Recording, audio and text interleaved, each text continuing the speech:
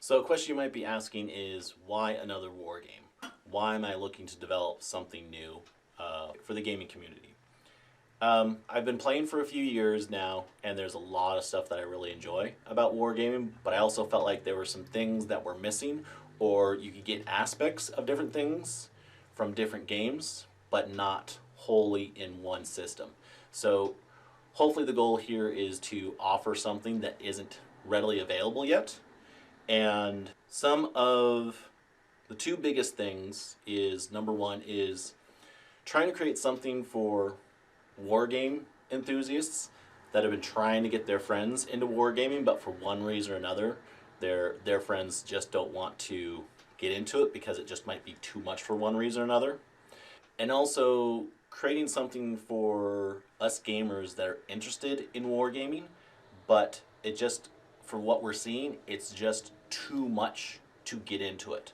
Whether that's possibly it costs too much, it's going to take too much time to invest into it, or the learning curve seems like it's too much. You know, just having a mix of those things can be very discouraging and intimidating for a lot of us, right?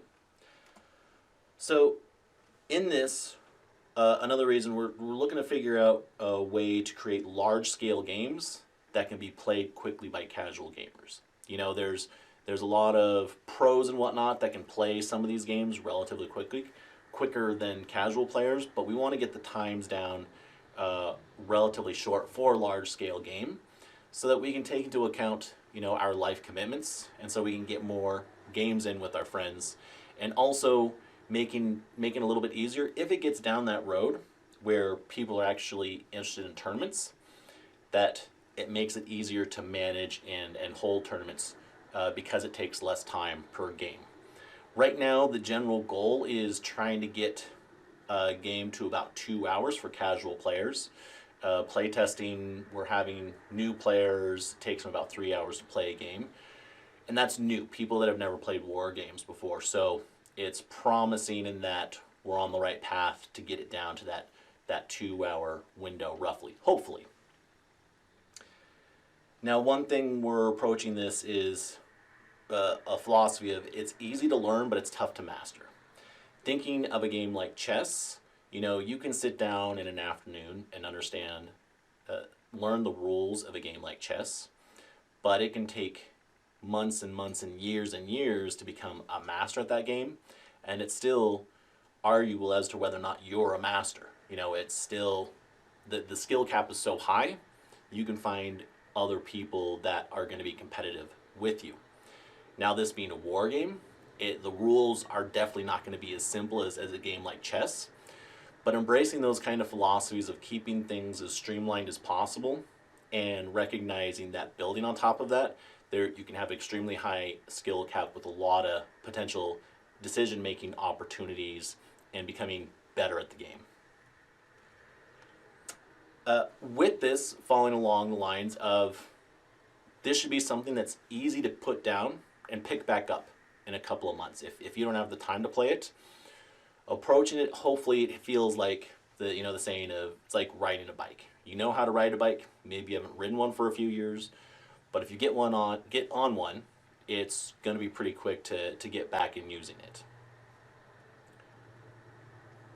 Now, all of this stuff, we want to make this as user-friendly as possible, so we're approaching this as a model-agnostic game.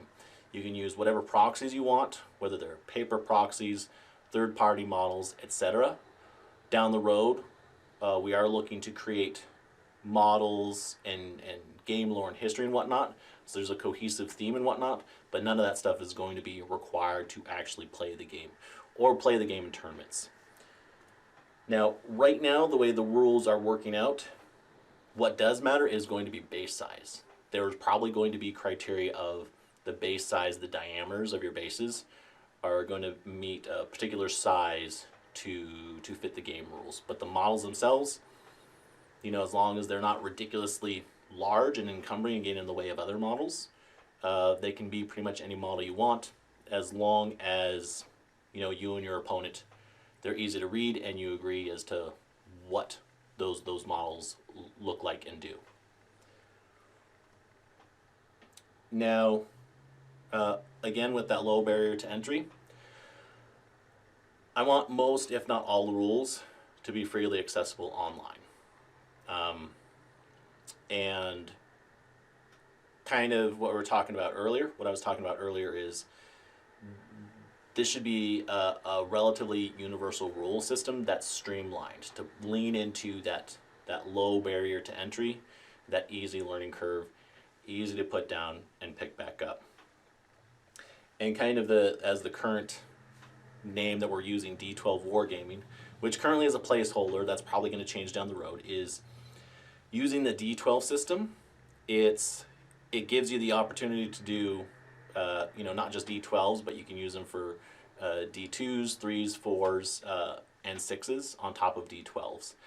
And compared to a lot of games, war games where they're sitting using 6-sided dice, D6s, the D12 system gives you more granularity for making it a little bit easier to tweak balance issues, and also adding a little bit more feel to distinguishing the differences between weak armies, stronger armies, those elite armies versus super elite armies, helping to add with that feel of differentiating between armies and unit strengths, etc.